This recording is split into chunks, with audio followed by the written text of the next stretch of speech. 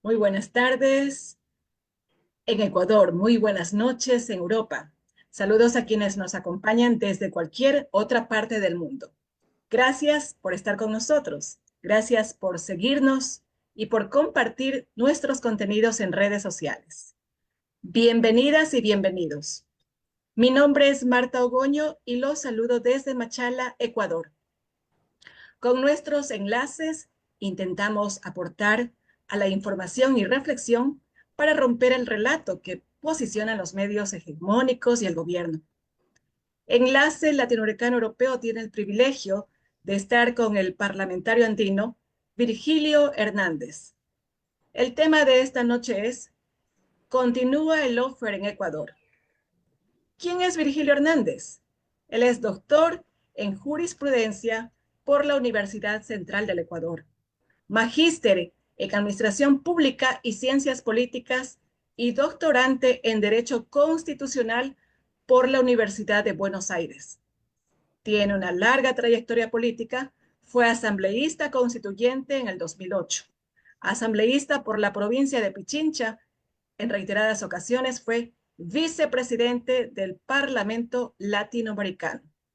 En el mundo académico, ha sido docente en la Pontificia Universidad Católica del Ecuador y en otras universidades. Autor de varios libros y publicaciones, articulista y comentarista en varios medios de comunicación. Actualmente es vicepresidente del Parlamento Andino. Hace 5 días fue el lanzamiento del libro Lawfare Ecuador, Guerra contra la Democracia y el Derecho, donde Virgilio Hernández es uno de los coautores. Él le da la más cordial bienvenida. Virgilio Hernández, usted tiene la palabra. Muy buenas tardes, un gusto poder comunicarme con ustedes y a través suyo con las personas que nos miran de aquí del Ecuador, de otras partes de América Latina, de Europa, del mundo. Siempre un gusto poder estar comunicado con ustedes y a través suyo poder saludar a muchos hermanos y hermanas ecuatorianos. Siempre es un gusto estar aquí en L. Esta es una expresión muy quiteña, L. Uno podría decir, depende de dónde ponga el acento, el E. Entonces, bueno, aquí estamos. Yo lo voy a decir a lo quiteño, el E, en este enlace latinoamericano-europeo para poder conversar, para poder analizar sobre el lanzamiento de libros, sobre el lawfare y en general las estrategias que ha desarrollado el lawfare. De tal manera que un gusto en este primer saludo con ustedes aquí en el Ecuador, en la provincia del Oro, pero también veo gente conectada de Alemania, de Berlín, de España. Un gusto poder estar con ustedes. Muchísimas gracias, Virgilio, por acompañarnos esta tarde en Ecuador, noche acá en Europa. Mi nombre es Jimmy Pesantes y llevaré la moderación desde Berlín, Alemania. Hoy estamos con Virgilio Hernández, quien está tratando el tema lawfare en Ecuador. Eh, Hace poco escribiste, digamos, pusiste ya a la luz el libro sobre lawfare en Ecuador. Dime, ¿en qué consiste el lawfare y cómo se ha utilizado en el contexto de la política ecuatoriana? A ver, eh, bien, primero, ¿qué es el lawfare? ¿Qué es el lawfare? Tal como se llama el libro, aquí tengo el libro para que ustedes también lo puedan mirar. El libro es básicamente una recopilación de distintos autores. Me parece que, si no me falla la memoria, son 17 autores en total los que escriben en este libro, en el lawfare, Guerra contra la Democracia y el Derecho. Y es, en síntesis, eso. En síntesis, el lawfare es la utilización de la justicia, la perversa utilización de la vía judicial, de las instituciones de justicia, de la fiscalía, de los tribunales, de los jueces, para cumplir objetivos políticos. Y esto ya es gravísimo. Esto ya es gravísimo. Es decir, que cuando uno por alguna razón va a un juez, ¿no es cierto? Por cualquier razón, desde lo que puede ser una causa civil, un divorcio, ¿cierto? Si uno va a un juez, uno espera que ese juez actúe en el marco de la Constitución y la ley. Pero si ese juez no actúa en el marco de lo que dice la Constitución y la ley, si no actúa con objetivos políticos, estamos diciendo que el resultado no va a ser lo que es justo. El juez va a actuar de manera injusta. Miren la paradoja. Un juez que no actúa sobre la base de las leyes, de la Constitución, un juez que tiene por misión administrar justicia, se confabula con operadores políticos para cumplir consignas políticas. Esto es, de alguna manera, lo que se denomina el lawfare, y que en estos últimos años se ha aplicado de manera sistemática en el Ecuador para perseguir básicamente en el Ecuador y en otras partes de América Latina, en el Ecuador y en otras partes de la región, se ha aplicado básicamente para perseguir a los líderes progresistas, para perseguir a los líderes que han provocado grandes cambios y transformaciones en nuestros países. A ellos se ha aplicado y a quienes de una u otra manera también hemos estado en la defensa de esos cambios profundos, de esos cambios de las realidades nuestras, se nos ha aplicado esta guerra contra la democracia y el derecho. Miren, hay cosas, y en este libro yo lo relato, por ejemplo, no quisiera, bueno, ya lo hice, empezar señalando mi caso, pero lo señalo porque es paradigmático, ¿no? A Paola Pavón, a Cristian González y a mí nos acusaron de intentar dar un golpe de Estado. Esa rebelión es el intento de un golpe de Estado, un golpe de Estado. Cuando yo comento esto en otras partes, cuando comento esto en otras latitudes de aquí mismo, de América Latina o del mundo, créanme que la gente se ríe de lo absurdo, se ríe porque me dicen, ¿cómo es eso de que intentaste dar un golpe de Estado? Sí, y yo les digo, me acusaban, no es que intenté, me acusaban de intento de golpe de Estado entre tres personas, y el propio fiscal reconocía que nosotros no teníamos conexión con las Fuerzas Armadas, con la policía. Inicialmente quisieron señalar y quisieron decir que nosotros mismos estábamos constituyendo una organización armada. Como nunca encontraron, ¿no es cierto? Como nunca encontraron ningún arma, entonces no podían seguir sosteniendo y ya quitaron lo de rebelión armada. Pero este tema de que puede sonar, ¿no? Y les digo en otros lados, cuando yo comento que estuve acusado de intento de golpe de Estado entre tres personas, en muchos lados les parece realmente una causa de risa, de asombro por lo inverosímil de la acusación. Y uno puede decir, sí, pero eso es absurdo, se cae por su propio peso. Como tres personas que no tienen conexión con las Fuerzas Armadas, que no tienen conexión con la Policía Nacional, que no tienen su propio grupo armado, que los integrantes de la protesta, como era el movimiento indígena y el movimiento de la transportación, decían que no tenían ningún vínculo con nosotros? ¿Cómo entre tres personas podía intentarse un golpe de Estado? Es realmente inverosímil, pero vean, es de las cosas absurdas que aquí pasaron. Y aquí, estas tres personas tuvimos que vivir la cárcel. El juez que ordenó nuestras órdenes de prisión, obviamente pasó de ser juez provincial de Pichincha a ser integrante de la Corte Nacional de Justicia, es decir, fue premiado, ¿ya?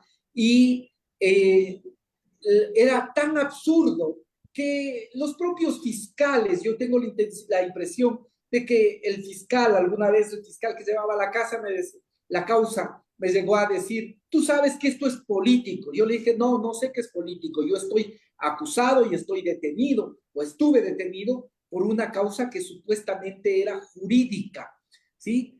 Y ya, este es un poco el eje. Esto evidencia la brutalidad de cómo se aplica la justicia, instituciones que debían garantizar la protección de los derechos de los ecuatorianos, como los fiscales y jueces, se convierten en el instrumento, en el perverso instrumento para que unos actores cumplan objetivos políticos y de esa manera tratar de destruir a quienes ellos consideran sus enemigos.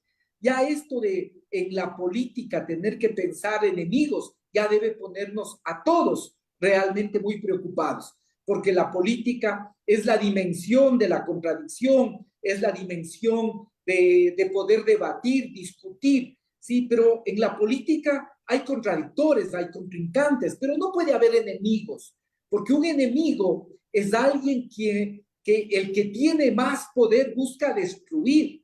Pero esto es lo que pasó y esto es de alguna forma lo que relatamos en el libro. Se pone desde distintas voces, se analiza el ridículo caso Sobornos por el que personas estuvieron detenidas, propio Jorge Glass, Alexis Mera, Rafael Correa, también por ese ridículo caso está, tiene orden de prisión, ¿no es cierto? Siempre que quieren buscar reactivar esta causa, dicen que ya van a ir a la Interpol, a pesar de que la Interpol muchas veces ya la Comisión de Ficheros ha determinado que no se cumple con la orden de detención porque hay evidencias claras de que aquí hay fallas al debido proceso y de que aquí hay intereses y objetivos políticos.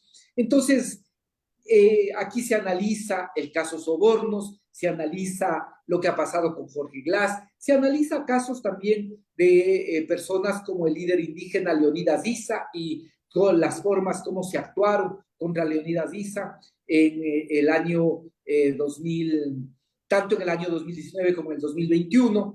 Después también se analiza el caso del ex defensor del pueblo, Freddy Carrión, acusado de un delito también terrible, ¿no es cierto? A él le acusaron por acoso y ahora cada vez tienen más claridad de que todo fue una trama, de que todo fue un montaje, le siguieron un proceso sin que tenga denuncias. La víctima del acoso, de este supuesto acoso, nunca presentó denuncia particular y sin embargo él estuvo preso 3 años y cuando estuvo preso, mientras estuvo preso, nunca tuvo sentencia en firme. Esta es lo terrible, ¿no? Entonces, ¿qué les sintetizo diciendo eso? Es la utilización perversa de los mecanismos de justicia, la utilización perversa de los instrumentos de la justicia, de la fiscalía, de los jueces, para que unos actores, los actores que tienen más poder o los actores que están en el poder,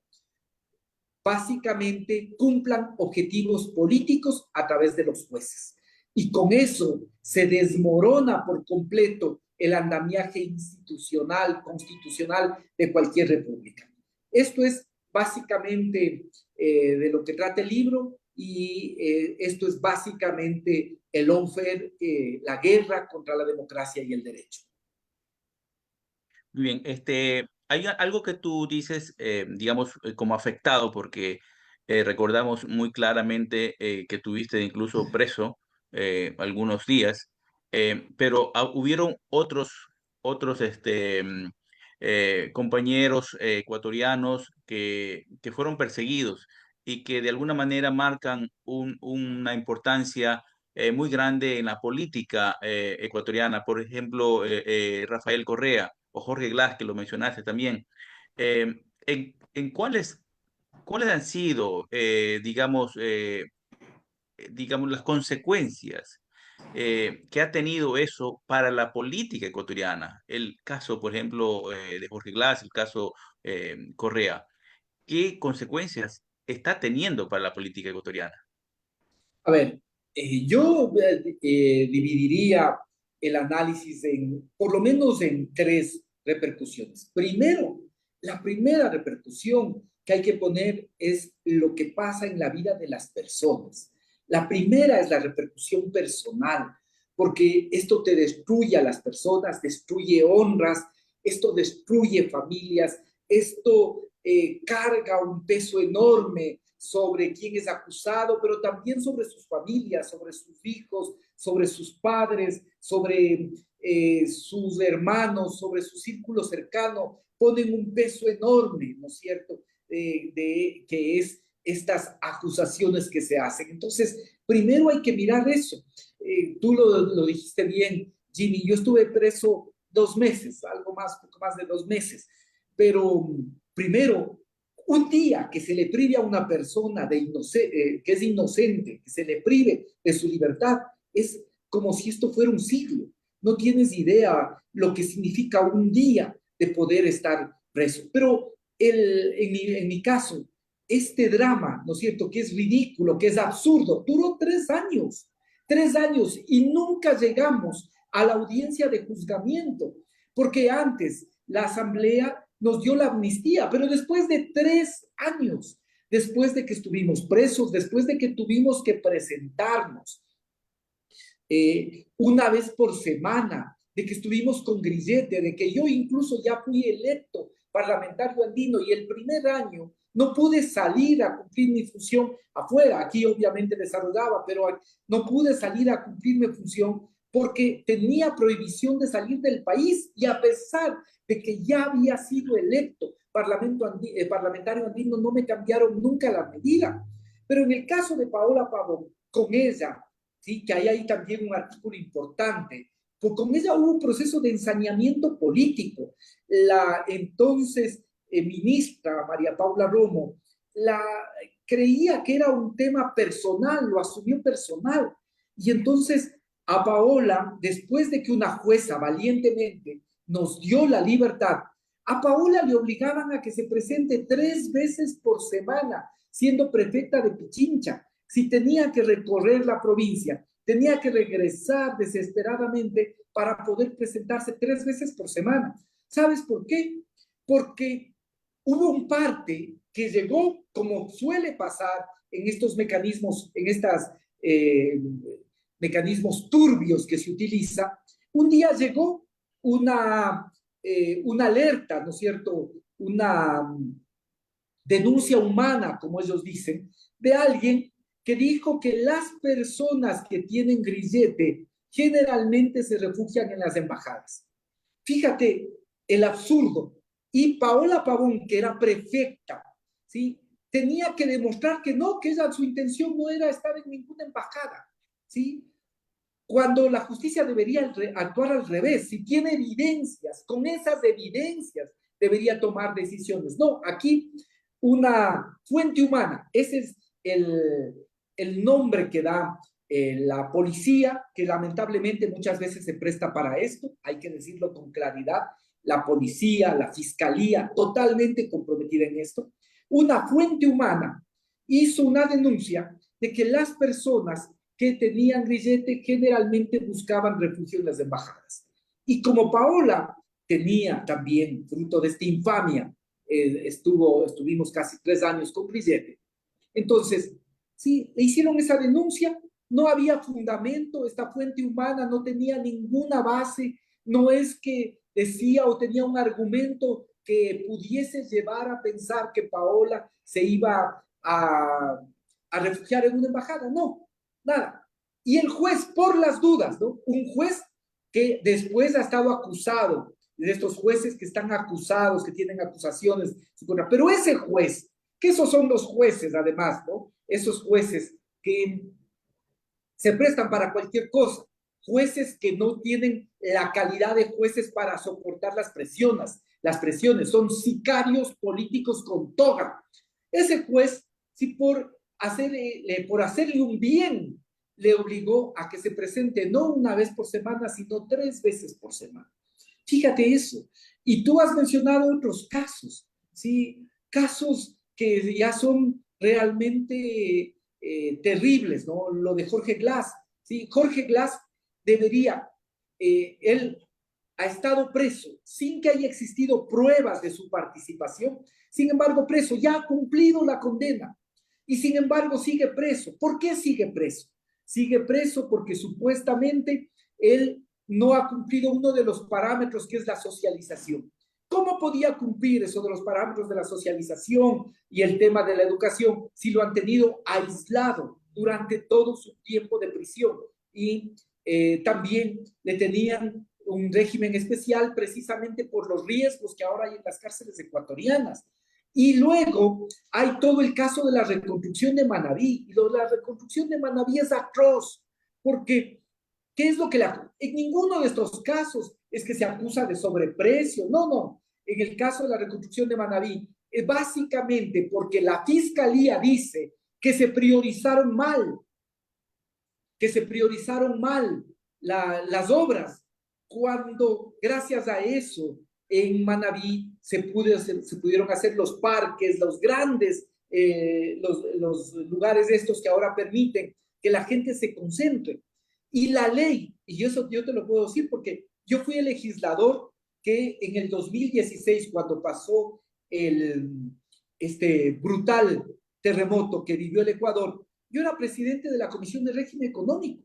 Yo era el presidente de la Comisión de Régimen Económico en el año 2016. Sacamos la ley en 21 días, en coordinación absoluta con el presidente Rafael Correa, con quien era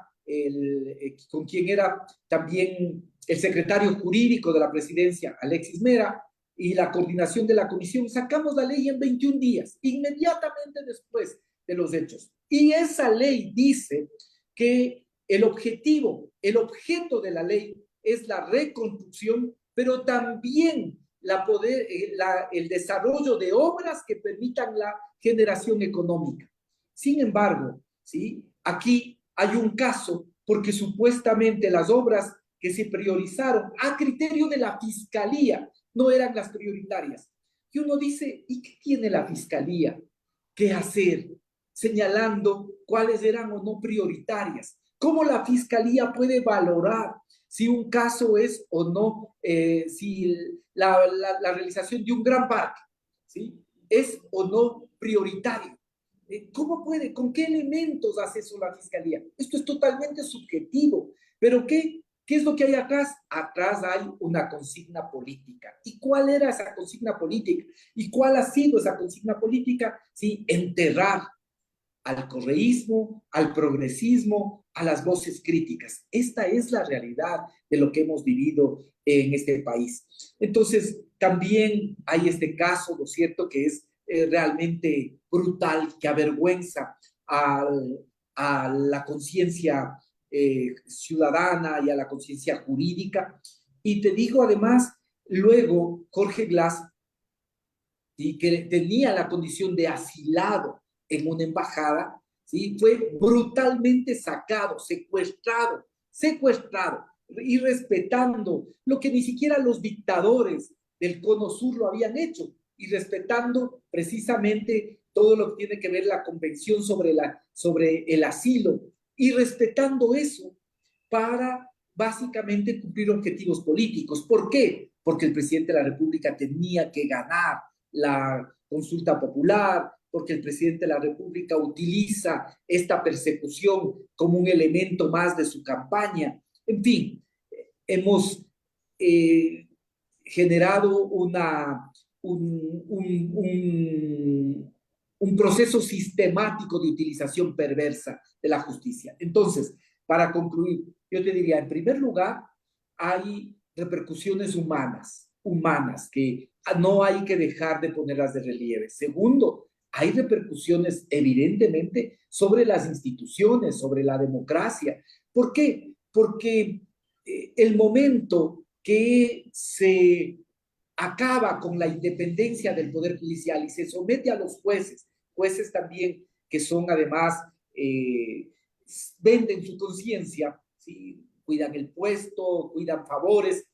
En ese momento que se acaba el principio de la separación de poderes, todos los ecuatorianos estamos a merced de cualquier otro poder, no solo en este caso quienes hacemos política, sino mañana. ¿Qué es lo que pasa con esto? Que con esto los jueces generalmente lo que van a hacer es ponerle un precio a sus actuaciones. ¿Quién puede pagar más? ¿sí? Y es lo que en este momento todo el mundo te dice, o en muchos lados la gente te dice. Aquí tú no ganas los procesos si no es con dinero. ¿Ya? Eso se va generalizando. ¿Por qué? Porque básicamente lo que tú ves es que hay actuaciones que están por fuera de la Constitución y la ley. Entonces, hay una afectación muy fuerte a la democracia porque si no se respeta la separación de poderes, si no se respeta la separación de funciones, los derechos de nadie está asegurado. Los derechos de nadie está asegurado. Y el tercer elemento que yo decía es que hay también una afectación en el plano de la política. ¿Por qué?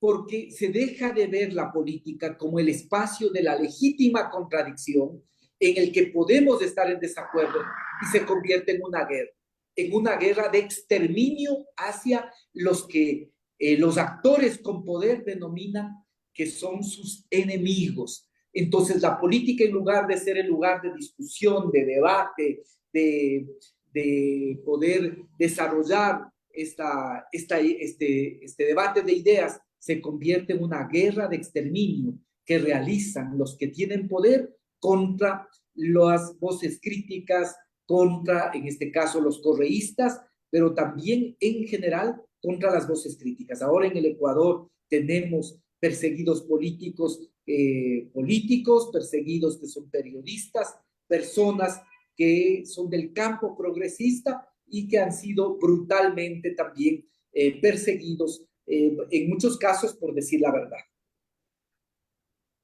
Sí, ahora desde Hamburgo, Alemania, Marta Armijo tiene una pregunta, por favor, Marta, tu micrófono.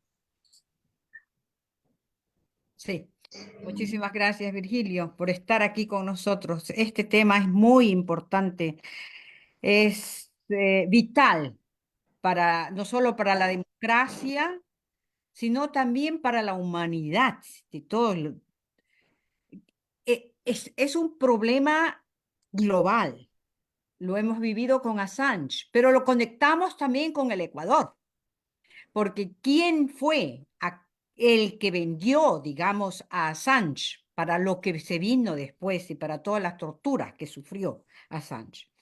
Mi pregunta va, y claro, lo acababa usted también de decir, que realmente no es solamente una persecución a la Revolución Ciudadana, sino que también todo aquel que sea crítico todo aquel que sea crítico al régimen. Llevamos ya 3 gobiernos, todo aquello empezó con el gobierno de Moreno y con María Paula Romo, siguió luego con Lasso y ahora lo tenemos a Noboa, e incluso más crudo y más cruel todavía. Mi pregunta, y quizás una pregunta un poco rara, no sé, ¿hasta qué punto personas que son perseguidas pero que no pertenecen a la Revolución Ciudadana, sino que vienen de diferentes campos? Allí tenemos, por ejemplo, a a la doctora Jimena Abarca, a Linda Guamán. Son casos típicos de persecución política por ser, simplemente por digamos, por las ganas de perseguir. No, porque la clase noble quiteña no quería que Yunda sea el alcalde. Y entonces todo aquel que estaba con Yunda era separado, pero no solamente separado, sino perseguido de tal forma que la destrucción profesional, por ejemplo, de la señora Abarca la narra ella en las entrevistas en las que hace. Ella no tiene la posibilidad ahora de trabajar, que está destruida como persona, personalmente, está destruida como económicamente y está destruida profesionalmente. Una destrucción total. Y ahí va otra vez mi pregunta. Estas personas no pertenecen a la Revolución Ciudadana. La gente de Pachacuti tampoco pertenece a la Revolución Ciudadana. ¿Hay algún intento de unir a todas estas voces para presentar y decir, aquí no es solamente que ustedes, como siempre dicen, estamos combatiendo la corrupción de la Revolución Ciudadana. No, aquí estamos todos todos los que somos víctimas del lawfare en el Ecuador. Y así, en masa, en grupo, presentar prácticamente a las organizaciones internacionales. No sé. Mira, déjame comentar lo que tú dices. Hay una frase, ¿no es cierto?, que se ha vuelto, genérica, o que se ha vuelto, que comúnmente se reflexiona, se utiliza, eh, que generalmente se le atribuye a Bertolt Brecht, pero ya hay cada vez más claridad de que fue escrita, realmente fue dicha por un pastor luterano, Martín Niemöller, que tú que estás en Alemania, Jimmy que está en Alemania, pueden corregirme la pronunciación, ¿no es cierto? Martín Niemöller, que él dice algo importante. Primero vinieron los comunistas, por los comunistas. Como yo no era comunista, no me preocupé. Después vinieron por los sindicalistas. Como yo no era sindicalista, no me preocupé. Yo creo que de alguna manera eso es también lo que ha pasado en el Ecuador. En los primeros años, esta fue una persecución sistemática contra los correístas. Y yo creo que muchos actores miraron al lado. Muchos actores, la academia miró para un lado, los colegios de abogados, las universidades, las facultades de jurisprudencia preferían omitir el tema, no hablar del tema. ¿Por qué? Porque de por medio había un tema de odio. Esto se hace posible siempre también cuando finalmente conviertes al odio en ideología. Y entonces, ¿qué es lo que pasa? Que mientras era concentrada contra los correístas, todo el mundo prefería mirar a otro lado. ¿Sí? Una sentencia que se hace contra el presidente Correa, que las 3 instancias prácticamente pasan en 5 meses. ¿Sí? Se le convoca en plena pandemia, a mediados de abril, para la primera instancia. Después, la segunda instancia básicamente ratifica lo que dice la primera instancia. Y luego casación, ¿no es cierto? Todo eso en 5 meses. ¿Y qué es lo que pasó? Que la academia miraba para un lado, que los colegios de abogados, como era contra Correa, como era contra los correístas, miraban para otro lado, incluso algunos aplaudían el uso perverso que se hizo del derecho, incluso algunos aplaudían, incluso con jueces que eran jueces temporales. Entonces, al principio es una cosa concentrada contra los correístas, todo el mundo mira hacia un lado, ¿no? Todo el mundo mira para arriba, para abajo, para los lados, pero no defiende la vigencia de la Constitución y del derecho. Esta es la realidad. También eso pasó con algunos que eran incluso en ese momento el propio Movimiento País. Fíjense, el propio alcalde Yunda, a quien tú has mencionado, él cuando le entrevistaron, él hizo una triste, no hay otra manera de decir, una triste declaración diciendo que esto es como cuando se separan papá y mamá y que él no sabe si irse con papá, mamá, que esto es que esta división. Y finalmente se quedó actuando con Moreno. Después se presenta de candidato a alcalde y luego, evidentemente, ahí hay muchos elementos que hacen pensar que ese caso también es un caso de lawfare, porque básicamente ahí había una consigna política que era sacar a Yunda de la alcaldía por cualquier medio, por cualquier mecanismo. Y ahí hay personas científicas como Linda Guamán, como Jimena Barca, involucradas, ¿sí? Entonces, esto es de alguna manera lo que te podría decir. Primero, como era concentrado contra los correístas, todo el mundo miraba al otro lado. Después, ya fue para quienes ellos consideraban que no debía, en este caso, ser alcalde, ¿sí? Pero luego se ha extendido a otras voces críticas, y en este último periodo, para quienes creen que ahora esto ya es solo historia, no, en este periodo, tenemos en este momento periodistas, por ejemplo, que han tenido que salir del país, ¿sí? A la periodista a Alondra, que es la realidad cubana, ¿no es cierto? A ella se le retiró la visa, ¿sí? Fíjense lo que es eso, la brutalidad. ¿Por qué? Porque no eran capaces de poder soportar lo que eran básicamente sus reflexiones, sus posiciones. Se aprovecharon supuestamente de que había habido una ofensa contra un símbolo patrio como el himno nacional, pero ¿cuál era el pretexto en el fondo? Sacarla del Ecuador porque les molestaba su voz, les molestaba sus reflexiones, ¿no? Le sacaron. Miren lo que ha pasado con los propios periodistas de la Posta, que nadie puede decir que son una pizca de correístas siquiera. No, miren, han tenido que pedir asilo en Canadá para poder protegerse a sí mismo y poder proteger a su familia. Eso es lo que le ha tocado vivir al país. Entonces, cuando empiezan este tipo de persecuciones, uno puede relatar cómo inicia, pero no puede después saber cómo sigue, ¿sí? No puede, ¿no? Y creo yo que ahora ya es el momento en el que poco a poco se tiene que despertar de esta situación. Lo que estamos viviendo aquí en el Ecuador, como bien lo calificó la presidenta de la Asamblea, Viviana Veloz, es un apagón democrático y un apagón jurídico. Fíjense en este mismo, y tiene que ver con el ONFE, fíjense lo que acaba de hacer el presidente de la República para cobrar más impuestos, para seguir complaciendo al Fondo Monetario Internacional. Una ley, un proyecto de ley que fue negado y archivado por la Asamblea, el presidente la ha mandado a publicar en el registro oficial. Y si la Corte Constitucional no actúa de manera oportuna, desde el 1 de enero se tendrá que pagar ese impuesto, un impuesto entre el 1 y el 5% de carros usados.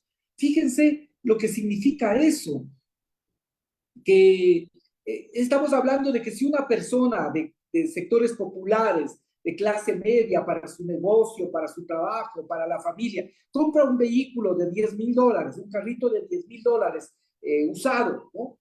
Fíjense, por comprar ese carro tendría que pagar entre $100 y $500. Ni siquiera sabemos cuánto le tocaría pagar, porque en la ley no está puesto, no está puesto la cantidad, sino solo está puesto entre el mínimo y el máximo. Esto es absurdo, pero eso fue negado y archivado por la Asamblea. No, el presidente manda a publicar. La pregunta que nos hacemos todos los ecuatorianos es, si se hace eso con un proyecto negado y archivado por la Asamblea, ¿qué se va a hacer mañana con jueces, con los jueces? ¿Por qué se dilata tanto en la justicia la resolución sobre la acción de protección de la vicepresidenta Verónica Barr? Entonces, mira, esto uno sabe cómo empieza, pero no sabe después cómo sigue. Entonces, si el presidente es capaz de mandar a publicar un proyecto de ley que fue negado y archivado, uno piensa, ¿cómo actuará con los jueces que tienen que ver con causas que a él le interesan directamente? Uno piensa, ¿por qué tiene tanto interés de tener el control político durante las elecciones? ¿Qué pasa si no le gustan los resultados al presidente de la República? Es muy grave, muy grave. Entonces, yo resumiría diciendo, cuando suceden estas cosas de persecución, de ruptura del Estado de Derecho, de ruptura de las normas constitucionales y legales, uno sabe cómo se empieza, pero después es muy difícil poder saber cómo sigue y menos aún a dónde nos puede llevar esta situación. Así es. Ahora continuando desde Suecia, Edmundo Albornoz quiere hacer una pregunta, por favor. Sí, muchas gracias por la ponencia, Virgilio.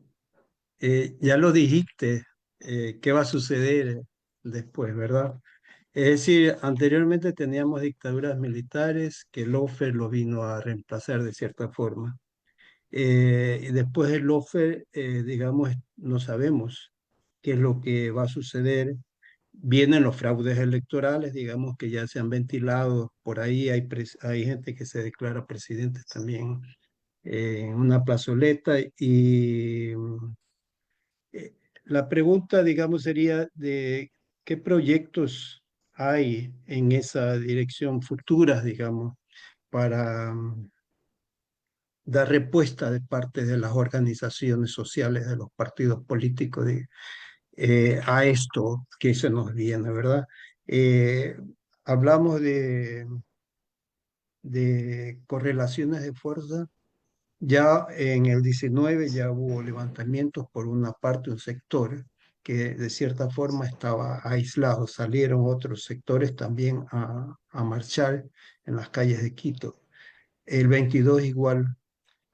Pero ahora, digamos, tú lo mencionaste, también dijiste de que de cierta forma miramos para un costado.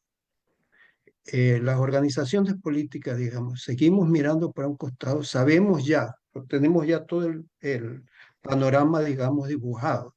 Sabemos los agresores, sabemos que Noboa, digamos, es dueño de 14 buques bananeros que cruzan, salen, entran del Ecuador llevando bananos y sabemos lo que puede haber allí. Sabemos todo.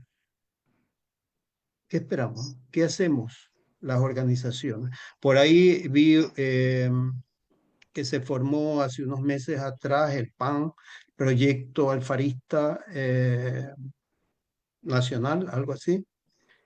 No los he visto, digamos, se forma, digamos, con partidos políticos pequeños, pero que tienen en cada provincia tienen sus conexiones, ¿verdad?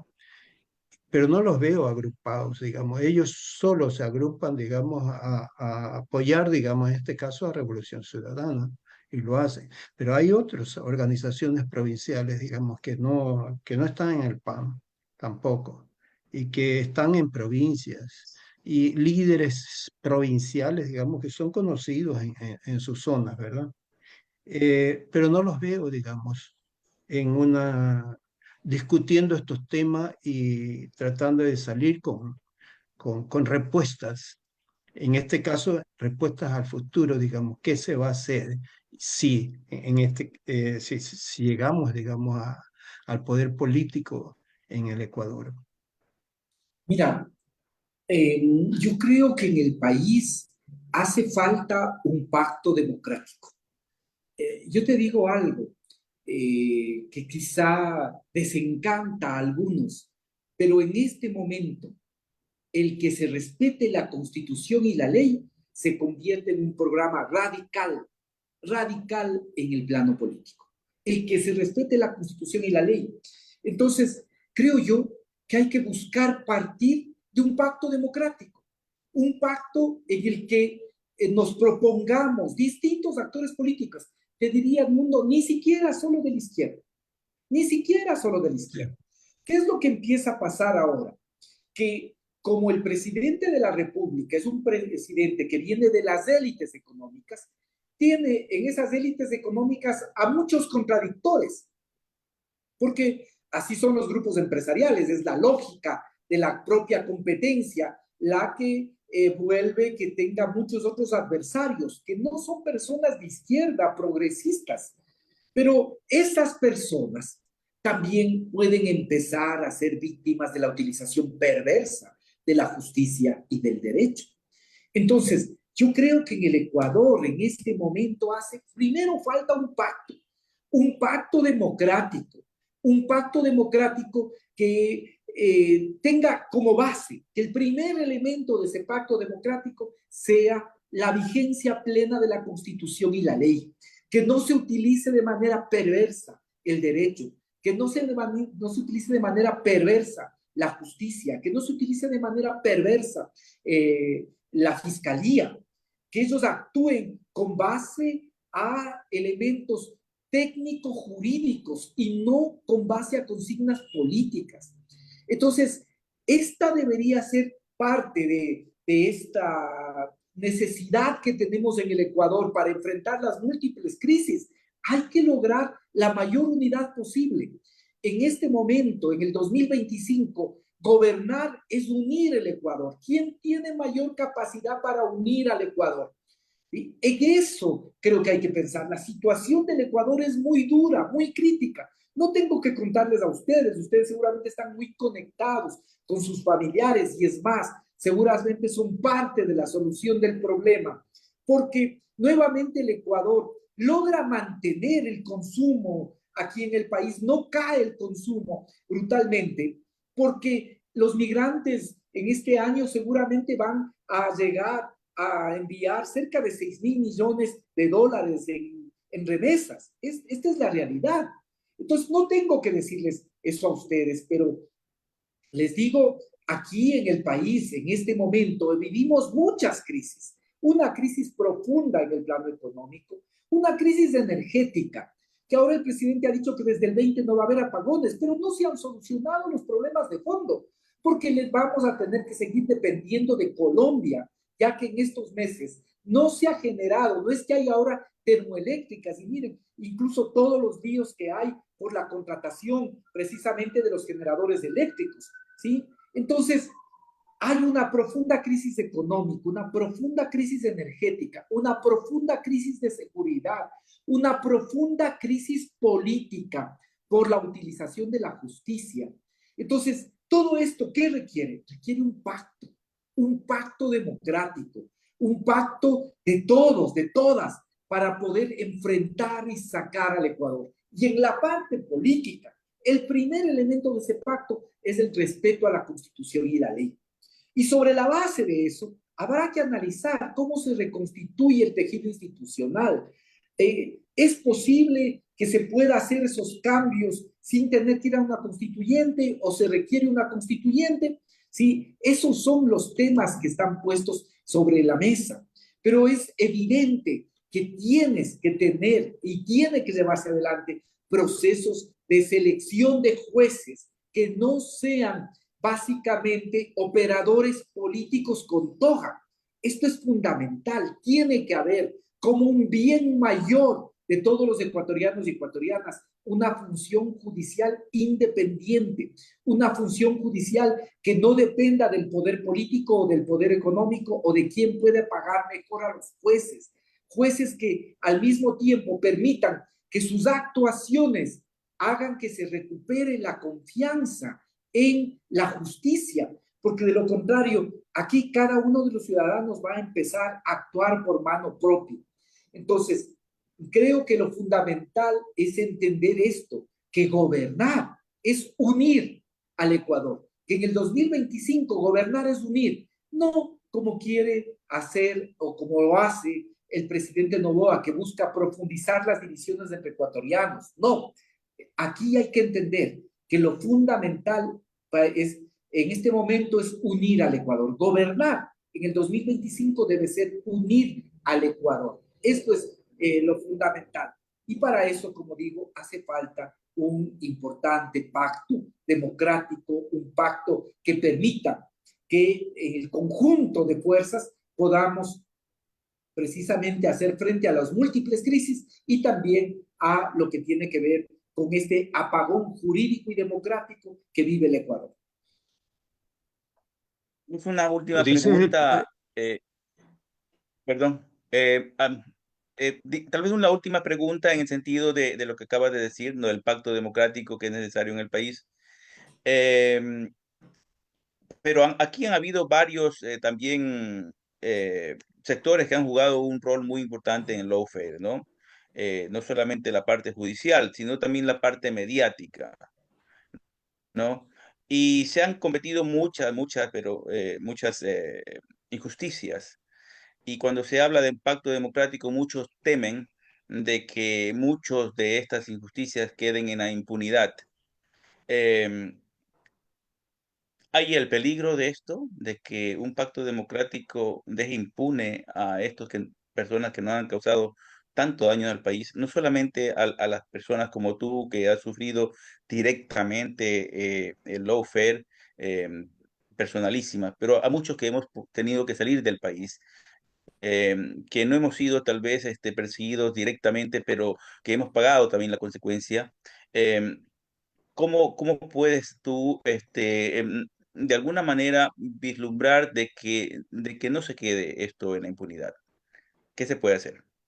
A ver, es que precisamente un elemento de ese pacto es que la justicia funcione como tiene que funcionar, ¿sí? Que quien sea culpable tenga que ser declarado culpable.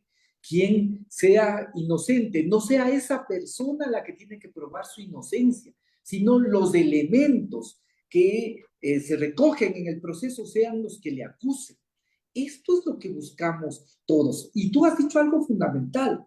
Esto no habría sido posible sin una campaña mediática absolutamente sistemática, organizada, con medios de comunicación que ahora, por ejemplo, a partir de las revelaciones del chat de Fernando Villavicencio, queda mucho más en evidencia cómo funcionaban, cómo se tramaba, cómo la fiscalía en unos casos actuaba, buscando dejar de investigar cuando le corresponde investigar en unos casos y cuando, como en otros, buscaban tener objetivos políticos, ¿no? Ahora creo que en la prensa, por ejemplo, está esta revelación de que buscaban sepultar a Luisa González políticamente. Fíjate, una conversación en la que interviene la propia fiscal, ¿sí? Y eso, aquí en cambio, frente a estos temas que deberían ser escándalo, los medios guardan silencio, ¿sí? Y sin los medios de comunicación que puedan mirar estos temas de interés nacional,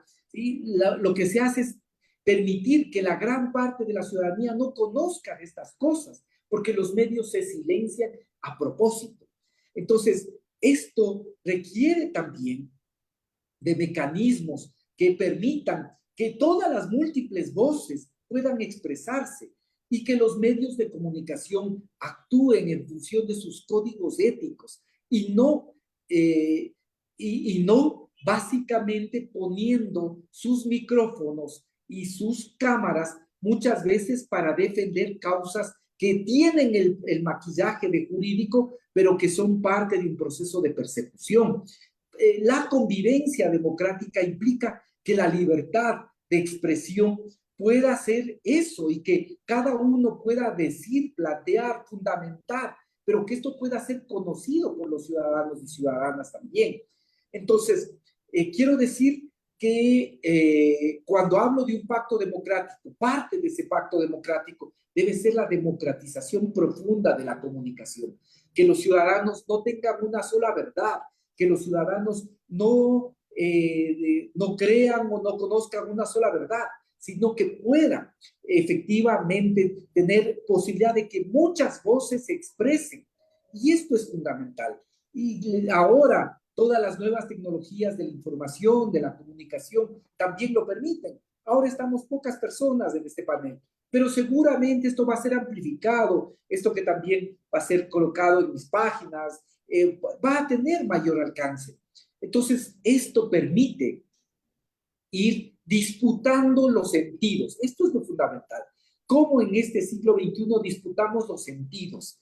Que quienes puedan oírnos, quienes puedan vernos, también puedan reflexionar sobre la necesidad de que todos los poderes en este país sean regulados, todos los poderes, los poderes fácticos también tienen que ser adecuadamente regulados y que pueda haber efectivamente un libre ejercicio de los ciudadanos para que puedan conocer información diversa, para que pueda haber múltiples voces que puedan expresar su verdad y que al final los ciudadanos saquen una conclusión. Todas estas barbaridades jurídicas no habrían sido posibles sin la complicidad de los grandes medios de comunicación. Y a esos grandes medios de comunicación, a esas grandes plataformas mediáticas, hay que disputarles los sentidos. A esas grandes plataformas mediáticas hay que disputarles el concepto de la verdad que ellos quieren pensar o que quieren instaurar, que lo que ellos dicen es lo único. No, es fundamental para eso también la democratización de la comunicación. Una Muy pregunta, bien, ahora para terminar.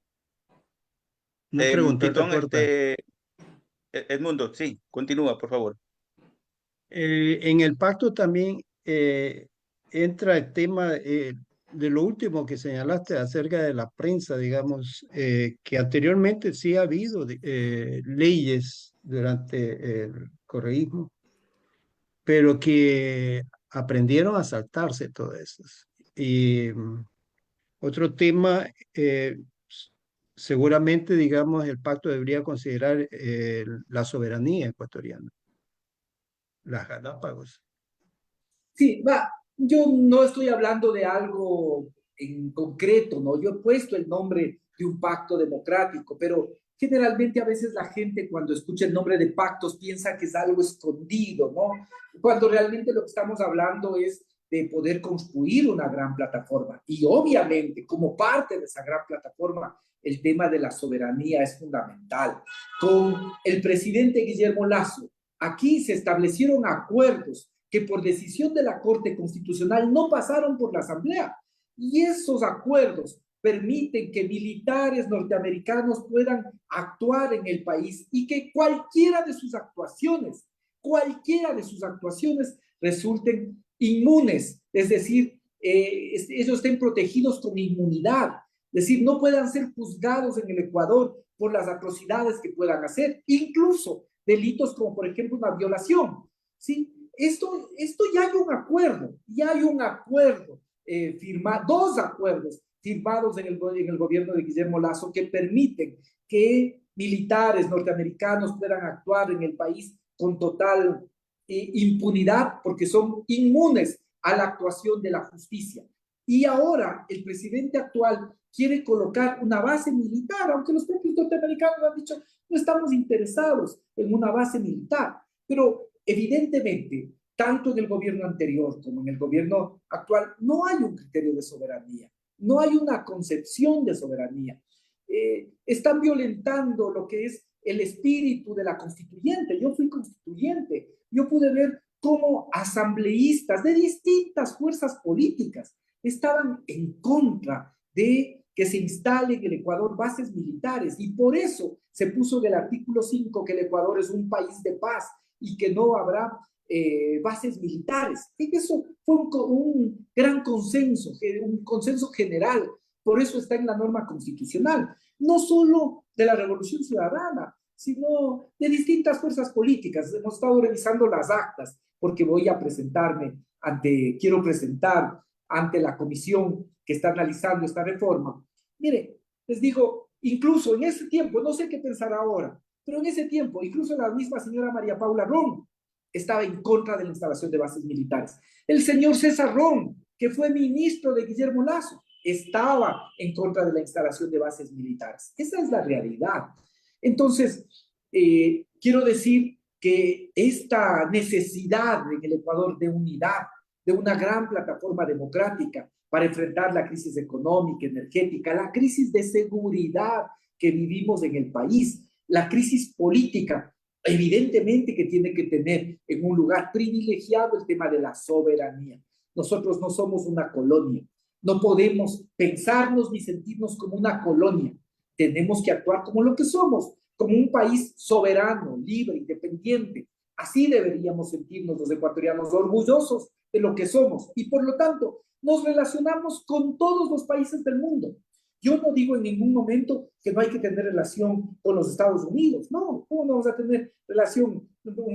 Es nuestro principal socio comercial. ¿Sí? Evidentemente que hay que tener relación con los Estados Unidos, con todos los países del mundo, pero en el plano del respeto, en el plano de la igualdad entre estados, en el plano de la soberanía, en el plano de la autodeterminación. Eso es evidente.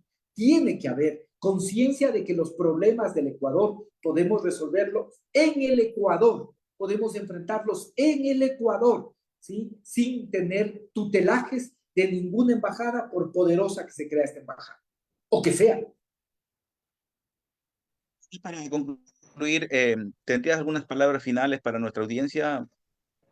Bueno, a más de decirles, el libro en digital está circulando en distintas redes, de tal manera que ustedes en Europa pueden también adquirir y leer este libro. Quienes deseen hacerlo en forma física nos escriben a nuestras redes y nosotros ahí estamos encontrando el mecanismo para hacerles llegar a cualquier lugar del país. El costo del libro es de $10, que es básicamente recuperar el material, los recursos que se utilizaron para esto, ¿sí? Pero lo fundamental es que se lea, lo fundamental es que se lea. Y decirles a ustedes que a pesar de que la situación es muy difícil en el país, muy difícil, yo quiero agradecerles a ustedes en nombre de todos de los ecuatorianos, agradecerles a los hermanos migrantes. ¿Sí? Yo también tengo familiares, primos, gente muy querida que está en distintas partes de Europa, y agradecerles porque es gracias a su apoyo, a que no se olvidan del Ecuador, que este país sigue funcionando. De tal manera que en primer lugar agradecerles, desearles que en esta Navidad podamos estar sobre todo más unidos. Aquí en el Ecuador hay muchos problemas, pero ojalá eso nos permita enfrentar más unidos y que el próximo año sea un año de esperanza, en que los ciudadanos, en que el pueblo sea capaz de asumir la responsabilidad que tiene en sus manos y sea capaz también de recuperar la posibilidad de cambiar esta situación y ojalá en el país empecemos a salir de la situación en la que estamos. Yo siempre digo que el Ecuador no está al borde del abismo, el Ecuador ya está en caída hacia el abismo. Hay que encontrar algo de lo que asirnos, algo de lo que agarrarnos para ahí poder sostenernos y después poco a poco poder ir escalando el muro hasta poder salir de esta situación tan crítica que vive el Ecuador. Eso, a pesar de lo que vivimos, ratificar mi confianza en la gente, en los ciudadanos, ratificar mi confianza y mi esperanza por el futuro. Un abrazo enorme para todos ustedes y un agradecimiento eterno a nombre de los que estamos aquí en el Ecuador, a todos ustedes, hermanos, hermanas migrantes, que siguen apoyando a este país y que de esa manera también permiten que el Ecuador de alguna manera mantenga y pueda seguir funcionando a pesar de toda la situación que hemos vivido en estos años. Muchísimas gracias. Agradecemos a nuestro invitado, Virgilio Hernández, por compartir su tiempo y sus perspectivas. También agradecemos el apoyo y la generosidad de nuestros voluntarios y a la audiencia presente en este conversatorio. En el Enlace Latinoamericano Europeo, es un proyecto de migrantes ecuatorianos en Europa que busca, a través de la comunicación, mantener un vínculo activo con la realidad que se vive en Ecuador y fortalecer al mismo tiempo la presencia de los migrantes ecuatorianos y latinoamericanos en los territorios de acogida, conservando su integración social. Un gusto, un abrazo enorme.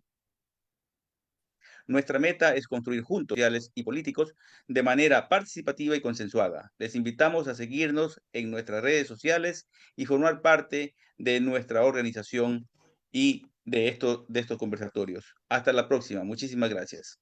Un Adiós. gusto. Muchas gracias.